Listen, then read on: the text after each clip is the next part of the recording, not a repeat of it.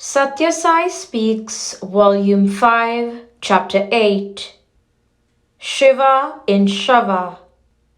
Today, when from the Himalayan ranges down to Kanyakumari Cape, the entire land is resounding with the declaration Shavoham Shivoham, it is indeed your good fortune that you have been able to come here and be with me.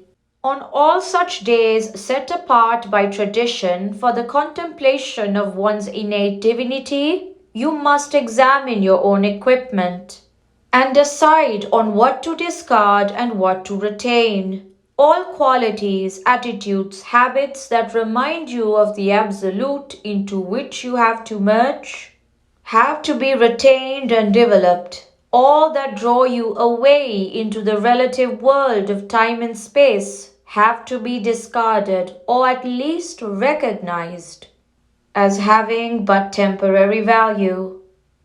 All the joy you crave for is in you, but like a man who has vast riches in the iron chest but who has no idea where the key is, you suffer. With proper directions, dwelling upon them in the silence of meditation, it is possible to secure the key, open the chest, and be rich in joy.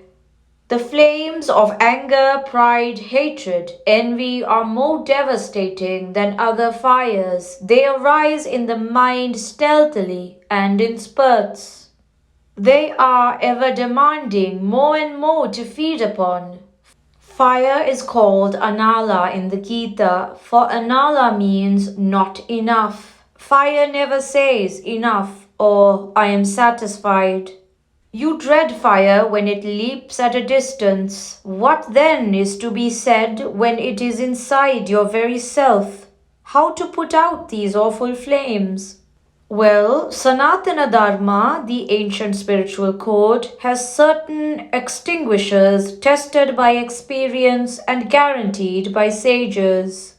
They are Satya, Dharma, Shanti and Prema. Saturate your heart with these and you are rendered fireproof. You seek joy and earn pain. Like the frog caught and held in the mouth of a cobra, which, unaware of its fate, flicks its tongue at a fly, you too are unaware of death which holds you in its fangs. You seek joy and earn pain, hunt for pleasure and bag grief. You attach yourselves to the body that decays and let go the God that lasts. Of course, 1,000 wise men have poured this into your ears, but their words have fallen on hard ground and refused to sprout. Had they fallen on the soft soil of your heart and been watered by the tears of contrition, certainly they would have germinated and grown. A clean consciousness is as a lamp. Pour into it the oil of grace.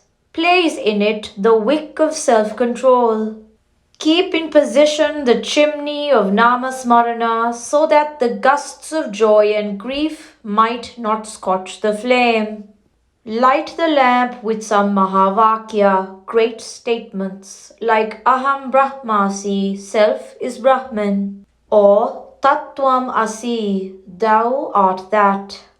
Then you will not only have light, you will be a source of light. The flag I am hoisting now is a call to light your own lamps. The symbol on it is here on the ground, represented elaborately and clearly for all to see and learn. These concentric circles round the lotus pillar mark the stages of the progress of the spiritual aspirant to the goal.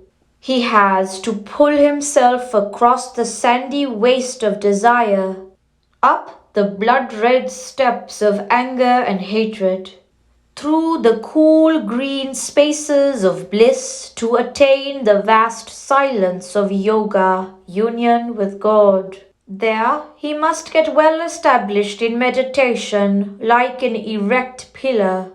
You will notice that there are 6 rings on that yoga danda or pillar. In the center of the circle, they are the chakras, energy centers, up which the Kundalini Shakti, the serpent power of the sadhaka, passes towards the goal. And what is the goal? The blossoming of the lotus of the heart and the emanation of Jnana Jyoti, light and wisdom. From it, consuming all delusion and making the individual's splendor merge in the universal splendor. 3 gates of Prashanti Nilayam. You will also notice that the Prashanti Nilayam has 3 gates but no wall around, or even fence. Some sage has asked for him who has the universe as his residence, which is the front door. Here too, we have entrances everywhere, nothing to keep people out. The first gate is Tamoguna, quality of inertia, and if you enter it, you allow, drawn by the garden, the decorations, the festoons, and the music into stepping across the Rajoguna, quality of activity, gate, and pass on to the hall, where Sattvaguna, quality of poise and serenity, prevails. There is a meaning in whatever I do or speak. I never indulge in significance-less acts. These gates too have a lesson for you. Do not treat a holy day like Shivaratri as a holiday set apart for picnic, cinema, card game, revelry, rivalry, and fun. The rishis, sages, fixed these clays in the calendar for the contemplation of God and the service of God in man, for the removal of the weeds of vices and weakening habits. Contemplate the Atmalinga, spirit of the soul, the Jyotilinga, the effulgent form, which this day emerges from me. Be convinced that the linga is in every one of you, for it is a mark of the Shiva that resides in the Shava, body shell. Allow the vision of the Atmalinga to enter into your inner consciousness and elevate it into divine heights. Do not waste the few days that you are bent on spending at the Prashanti Nilayam into days of hectic chatter, vain disputation, idle curiosity, or restless wandering. Learn the discipline of the place and limit your talk, your association, your comfort, so that you may live in thoughts divine, not merely in this atmosphere, but later in your own homes. Take delight in the Shanti, peace of this place. Do not disturb it by thought, word, or deed.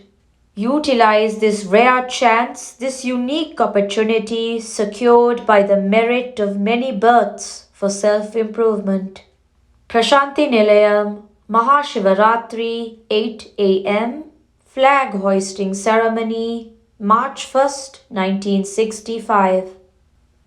Each one from ego takes his birth, and clad in ego dies, and comes and goes, gives and receives, and earns and spends, and deals in lies or speaks the truth. In ego all the while. Those who do away with their ego attain salvation. Sri Sathya Sai Baba.